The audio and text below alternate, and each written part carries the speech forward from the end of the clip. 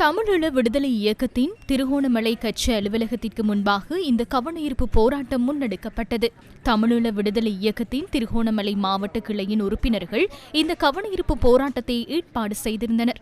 கட்சியின் அலுவலகத்துக்கு முன்பாக ஒன்று கூடிய ஆதரவாளர்கள் பதாதைகளை ஏந்திய வண்ணம் திருகோணமலையில் உள்ள தியாகிகள் மண்டபத்துக்கு முன்பாக எதிர்ப்பில் ஈடுபட்டனர்.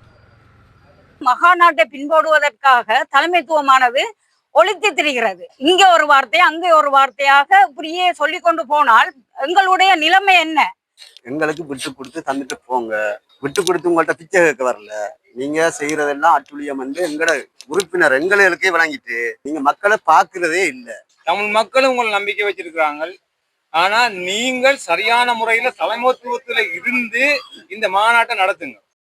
மன்னாரில் இன்று நடைபெற்ற ஊடக சந்திப்பில் தமிழீழ விடுதலை இயக்கத்தின் தலைவர் பாராளுமன்ற உறுப்பினர் செல்வம் அடைக்கலநாதன் குறித்த கவனஈர்ப்பு போராட்டம் தொடர்பில் கருத்து தெரிவித்தார்.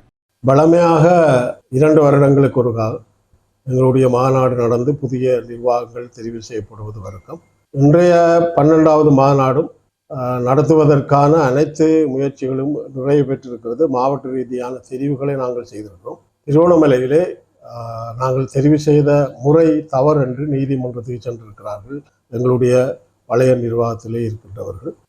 அந்த அடிப்படையிலே நாங்கள் மாநாட்டை நீதிமன்றத்திலே வழக்கு இருக்கின்றபடியால் மாநாட்டை நடத்த முடியாத ஒரு சூழலுக்கு தள்ளப்பட்டிருக்கின்றோம்.